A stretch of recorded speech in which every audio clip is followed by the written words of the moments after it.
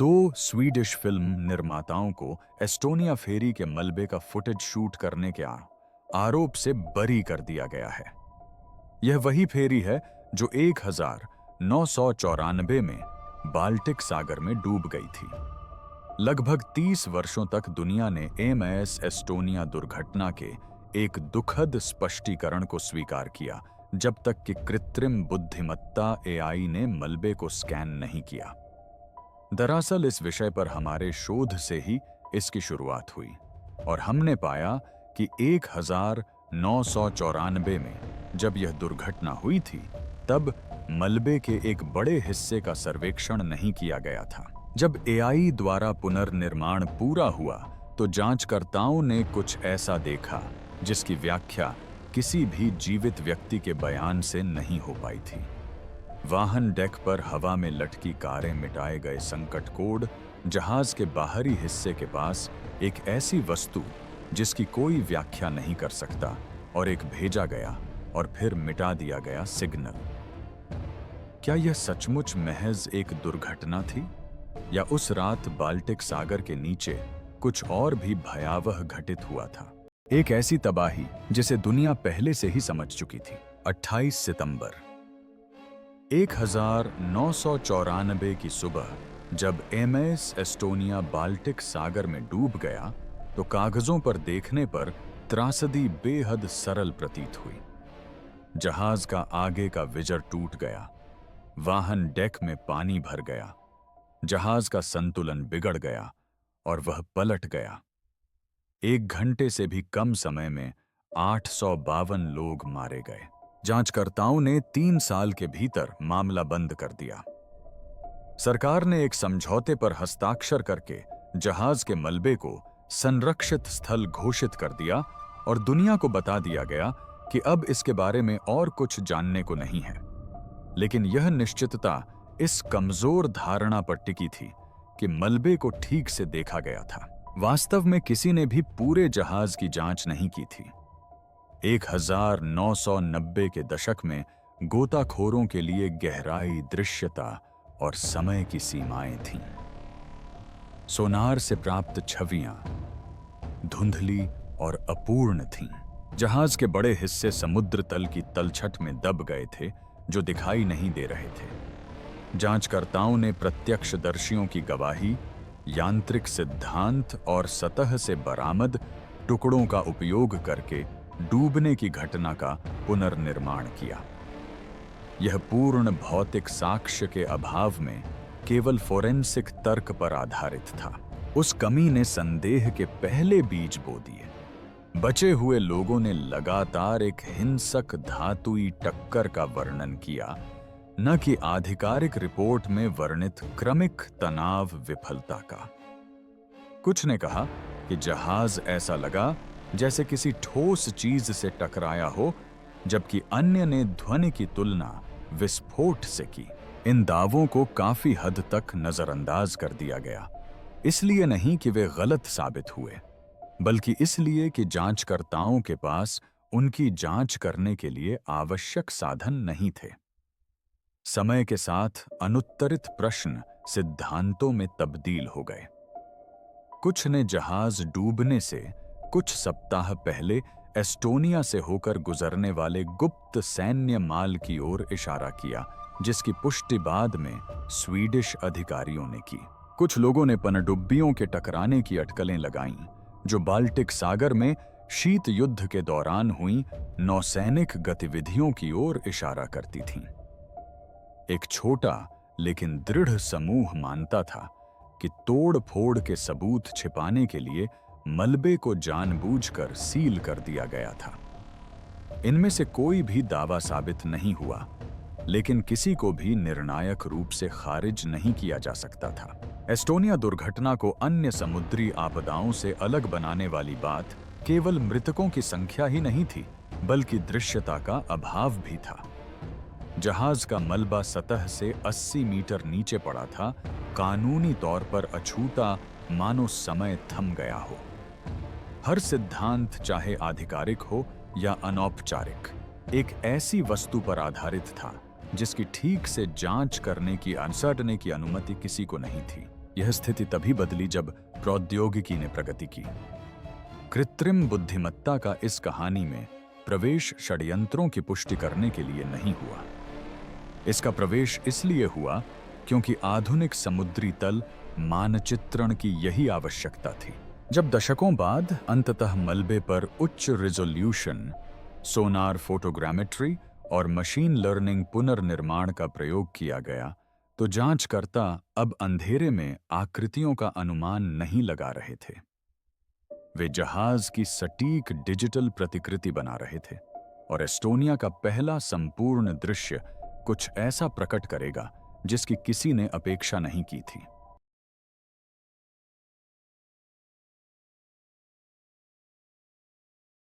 अदृश्य बेड़ा। एस्टोनिया की तरह ही अन्य जहाज भी बनाए गए थे। एमएस एस्टोनिया के एआई स्कैन से जो सबसे चौंकाने वाला खुलासा हुआ, वह एस्टोनिया जहाज पर नहीं बल्कि उसके ब्लूप्रिंट पर था। जब फोरेंसिक टीमों ने मशीन लर्निंग का उपयोग करके जहाज पर मौजूद हर वेल्ड प्लेट और फ्रैक्चर की रिवर्स इंजीनियरिंग की, तो वे केवल एक मलबे का अध्ययन नहीं कर रहे थे, वे एक डिजाइन का ऑडिट कर रहे थे। एक ऐसा डिजाइन जिसका उपयोग एक से अधिक बार किया गया था। एस्टोनिया अपने आप में अनोखी नहीं थी, उसकी जैसी और भी कई नौकाएं थीं। जर्मनी के पापेनबर्ग में स्थित मेयर वेर्फ्ट शिपयार्ड में उसी दौर में बनी कम से कम 3 नौकाओं की वास्तुकला एस्टोनिया से मिलती जुलती थी। इसमें डायना आई भी शामिल है, जिसमें आश्चर्यजनक रूप से वही धनुषाकार विजर सिस्टम था, और एस्टोनिया दुर्घटना के बाद उसमें भी इसी तरह के संशोधन किए गए थे। लेकिन यहां वह बात है जिसने समुद्री विशेषज्ञों को झकझोर दिया। एस्टोनिया के मलबे को सील कर दिया गया और उसका राजनीतिकरण कर दिया गया, जबकि उसके जैसे अन्य जहाज मामूली संरचनात्मक संशोधनों के साथ काम करते रहे। एआई आधारित धातु कर्म विश्लेषण ने एस्टोनिया में केवल छूटे हुए वेल्ड और छोटे आकार के लग्स को ही नहीं दिखाया। इसने पुष्टि की कि निर्माण टीमों ने मूल योजना से हटकर काम किया था और महत्वपूर्ण तनाव सहन क्षेत्रों में टॉर्च संशोधन और अपूर्ण वेल्डिंग का उपयोग किया था। ये एक बार की चूक नहीं थी, ये व्यवस्थागत खामियां थीं, और अगर ये एक श्रृंखला के एक जहाज में हुई थीं, तो संभवतः और भी जहाजों में हुई होंगी।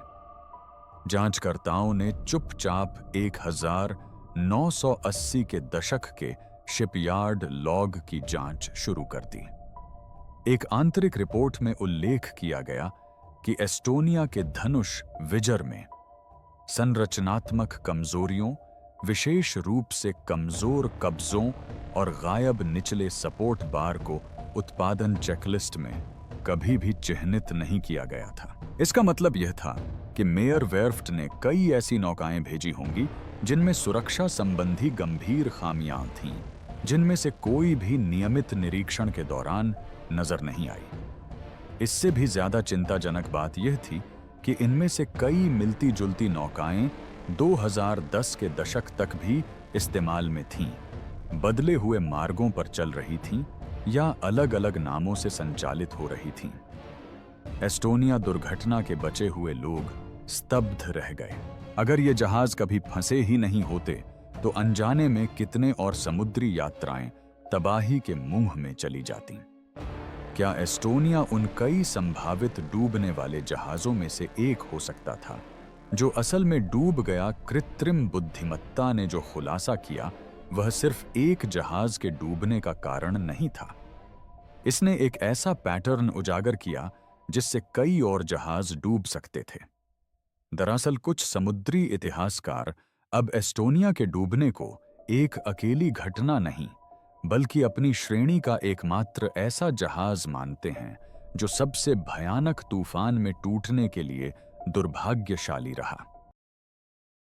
खोए हुए पल। एआई पुनर्निर्माण ने एक ऐसी खामोशी को उजागर किया जो कभी नहीं होनी चाहिए थी। जबकि अधिकांश सुर्खियां जहाज के भीतर हुए बड़े छेद या गायब वेल्डिंग पर केंद्रित थीं, कुछ ही लोगों को एहसास हुआ कि एआई स्कैन ने इससे भी कहीं अधिक भयावह चीज का खुलासा किया। एक संचार ब्लैकआउट जो सैकड़ों लोगों के भाग्य का फैसला करने के लिए पर्याप्त समय तक चला। एस्टोनिया के विनाश का कारण केवल क्षति ही नहीं थी, बल्कि अंतिम क्षणों में जो नहीं हुआ वह भी निर्णायक साबित हुआ। समय चिह्नित ऑडियो लॉग, आसपास के जहाजों से प्राप्त रडार डेटा और पुनर्निर्मित पुल उपकरणों का उपयोग करते हुए एआई प्रणालियों ने जांचकर्ताओं को एस्टोनिया के अंतिम 15 मिनटों के घटनाक्रम को पल पल जोड़कर समझने में मदद की, और जो उन्होंने पाया वह चौंकाने वाला और दुखद दोनों था।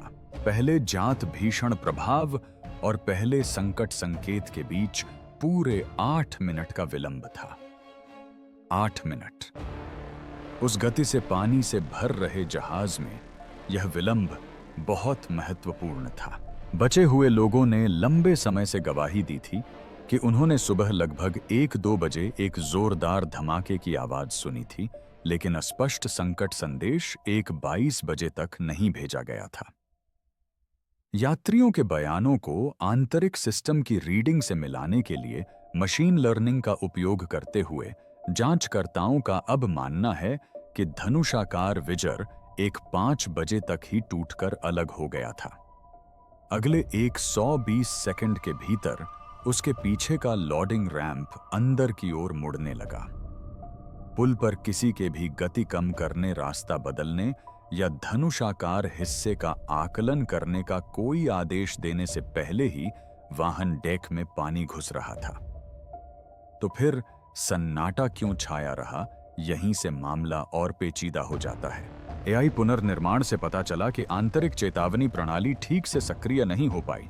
हरे संकेतक बत्तियां जो धनुष विजर को गलत तरीके से लॉक दिखा रही थीं, न केवल भ्रामक थीं, बल्कि डिजाइन के हिसाब से ही गलत थीं।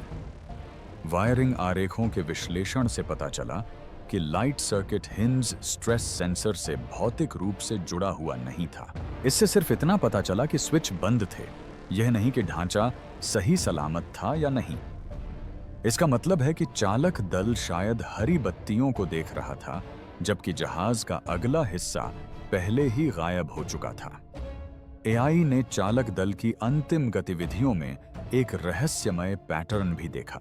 फुटफॉल सेंसर, डोर लॉग और ऊर्जा खपत डेटा के आधार पर ब्रिज से कोई भी व्यक्ति धनुष का दृश्य निरीक्षण करने के लिए डेक के नीचे नहीं गया। पतवार पर बने रहना प्रोटोकॉल था, लेकिन इस मामले में उस प्रोटोकॉल ने आपदा को चुपचाप घटित होने दिया। किसी ने भी उस आवाज की पुष्टि नहीं की, किसी ने भी रैंप की दोबारा जांच नहीं की, किसी ने भी इंजन बंद नहीं किए, और जब अंततः आपातकालीन संदेश भेजा गया तब तक बहुत देर हो चुकी थी। एआई ने केवल एक डिजाइन दोष ही उजागर नहीं किया, बल्कि एक ऐसी घातक प्रक्रियात्मक खामी का भी खुलासा किया जिसने अनुभवी अधिकारियों को भी बेबस कर दिया। वाहन डेक। भयावह एआई ने हवा में जमी हुई कारों का खुलासा किया। एमएस एस्टोनिया के एआई संचालित निरीक्षण से सामने आए सबसे चौंकाने वाले खुलासों में से एक का संबंध स्टील की थकान, धनुषाकार विजर या प्रमाणन खामियों से नहीं था। यह कार डेक से सामने आया, विशेष रूप से उस पर जो कुछ बचा था उससे। लगभग 30 वर्षों तक वाहन डेक के बारे में आमतौर पर बहुत कम जानकारी थी, सिवाय इसके कि उसमें जल्दी से पानी भर गया। मुक्त सतह प्रभाव के कारण पानी बेकाबू होकर इधर उधर बहता रहा और अंदर रखा माल संभवतः खिसक गया, जिससे जहाज तेजी से एक तरफ झुक गया।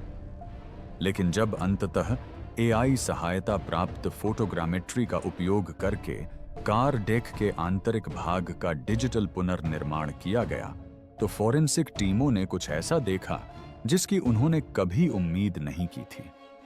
वाहन केवल कुचले ही नहीं गए थे, वे मुड़े तुड़े झुके हुए थे और कुछ मामलों में गुरुत्वाकर्षण को चुनौती देने वाले कोणों में जमे हुए थे, मानो आपदा के बीच समय रुक गया हो।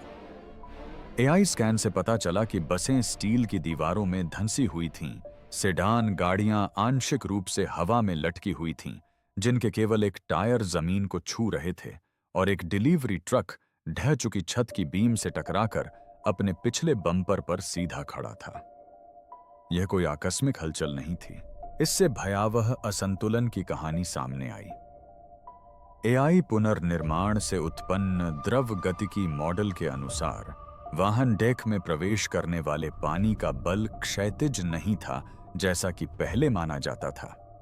इसके बजाय यह ऊपर की ओर और तिरछे रूप से बढ़ा, संभवतः एस्टोनिया की आगे की गति के कारण। जब रैंप पहली बार टूटा, पानी दीवार की तरह डेक से टकराया, जिससे कुछ कारें लुढ़कने से पहले ही ऊपर उठ गईं। क्षति के निशानों ने इसकी पुष्टि की।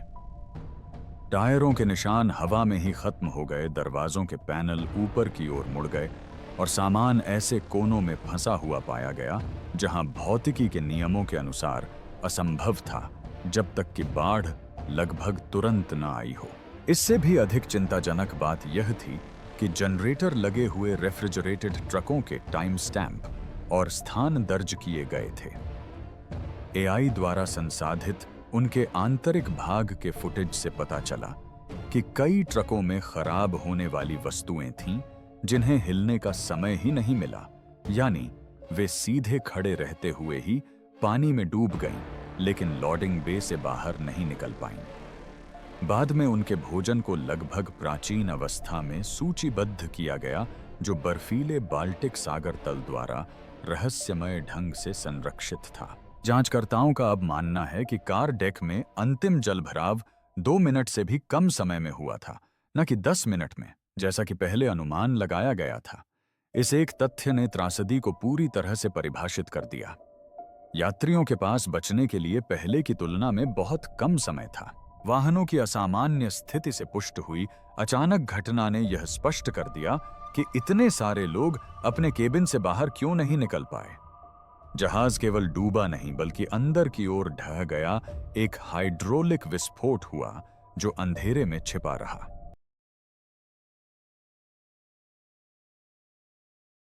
प्रतिबंधित माल जिसे एआई स्कैन नहीं कर सका।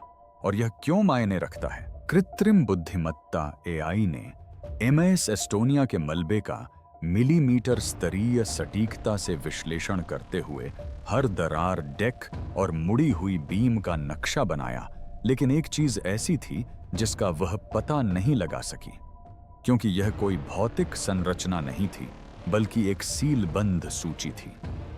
एस्टोनिया की अंतिम यात्रा का मूल माल सूची पूरे जांच में सबसे गुप्त और अनियमित रूप से जारी किए गए दस्तावेजों में से एक है। हालांकि फेरी का संचालन करने वाली कंपनी एस्ट लाइन ने सीमा शुल्क उद्देश्यों के लिए मानक शिपिंग लॉग दाखिल किए थे। रिकॉर्ड के कुछ हिस्से विशेष रूप से राजनयिक छूट के तहत यात्रा कर रहे वाहनों से संबंधित सार्वजनिक रिपोर्टों से हटा दिए गए या छोड़ दिए गए। यह बात अकेले शायद चिंताजनक न लगे, जब तक कि आपको याद न आ जाए कि 2000 के दशक की शुरुआत में स्वीडिश मुखबिरों ने क्या पुष्टि की थी। दुर्घटना से कुछ सप्ताह पहले एस्टोनिया जहाज पर सैन्य परिवहन हुआ था, और वह कोई सामान्य माल नहीं था, बल्कि सोवियत मूल की गोपनीय तकनीक थी जो पश्चिमी खुफिया एजेंसियों के लिए जा रही थी। स्वीडिश रक्षा सामग्री प्रशासन एफएमवी ने बाद में जनता के दबाव में यह बात स्वीकार की, लेकिन उन्होंने जोर देकर कहा कि इसका जहाज डूबने की घटना से कोई संबंध नहीं था। फिर भी बचे हुए लोग पूरी तरह आश्वस्त नहीं थे। कई यात्रियों ने बताया था कि दुर्घटना वाले दिन टालिन में कार डेक पर सैन्य ट्रक और बिना नंबर वाली वैन लादी जा रही थीं। उनके द्वारा दिए गए विवरण प्रकाशित माल ढुलाई रिकॉर्ड से मेल नहीं खाते थे। कुछ ट्रकों पर लाइसेंस प्लेट नहीं थीं। अन्य ट्रकों पर सादे कपड़ों में सशस्त्र गार्ड तैनात थे, लेकिन इनमें से कोई भी प्रविष्टि एस्टोनिया के आधिकारिक सीमा शुल्क बही खाते में दर्ज नहीं है। और यहीं पर एआई स्कैन फिर से चर्चा में आते हैं। 2021-2023 के गहरे समुद्र सर्वेक्षण के दौरान कई वाहनों की रूपरेखाएं पहचानी गईं, जिनका मिलान सूचीबद्ध लाइसेंस प्लेट नंबरों या शिपमेंट दस्तावेजों से नहीं किया जा सका। ये कार डेक के आगे वाले पोर्ट सेक्शन के पास पाए गए, ठीक उसी जगह जहां शुरुआती बाढ़ सबसे ज्यादा आई थी। एक मामले में एआई की फोटोग्रामेट्रिक इमेजिंग से पता चला कि यह एक बख्तरबंद वाहन का ढांचा था, न कि बस या आम नागरिक का ट्रक। रैंप के ढहने से वह वाहन इतना विकृत हो गया था कि उसके अंदर का सामान निकालना संभव नहीं हो सका। लेकिन इससे एक चिंताजनक संभावना पैदा हो गई। क्या जहाज पर कुछ ऐसा था जिसे छिपाना जरूरी था? कुछ सिद्धांतकारों का मानना है कि यह रहस्यमयी माल शुरुआती गोपनीयता के पीछे की तात्कालिकता स्थल को प्रतिबंधित घोषित करने की राजनयिक जल्दबाजी और मलबे तक पहुंच को अपराध घोषित करने की असामान्य गति को समझा सकता है। अन्य लोग इससे भी आगे बढ़कर सुझाव देते हैं कि एस्टोनिया संयोगवश नहीं, बल्कि अपने साथ ले जा रहे सामान के कारण निशाना बना। आज तक किसी भी सबूत से तोड़-फोड़ साबित नहीं हुई है और एआई स्कैन ने बाहरी विस्फोटों की संभावना को भी खारिज कर दिया है। लेकिन जिस वाहन की पहचान एआई नहीं कर सका, वह अभी भी अछूता है, खोला नहीं गया है और आधिकारिक तौर पर उसका कोई जिक्र नहीं है। जहाज के पतवार के बगल में मिली वस्तु। एस्टोनिया के बगल में जो कुछ मिला, उसने जांचकर्ताओं को चौंका दिया। एमआईएस एस्टोनिया के एआई स्कैन मुख्य रूप से पतवार आंतरिक संरचना और वाहन डेक को हुए नुकसान पर केंद्रित थे, लेकिन एक अनपेक्षित खोज ऐसी थी जिसे जांचकर्ता लगभग नजरअंदाज कर गए थे, जब तक कि सोनार इमेजिंग ने उसे उजागर नहीं कर दिया। जहाज के दाहिने हिस्से से कुछ ही मीटर की दूरी पर आंशिक रूप से गाद में धंसी हुई एक अज्ञात धातु की वस्तु पड़ी थी। पहली नजर में यह एस्टोनिया की क्षतिग्रस्त संरचना का हिस्सा प्रतीत होती थी, लेकिन जब विश्लेषकों ने मूल ब्लूप्रिंट को एआई द्वारा निर्मित त्रिआयामी मॉडल पर रखा, तो कुछ विसंगति पाई गई। यह वस्तु जहाज के किसी भी जात हिस्से से मेल नहीं खाती थी।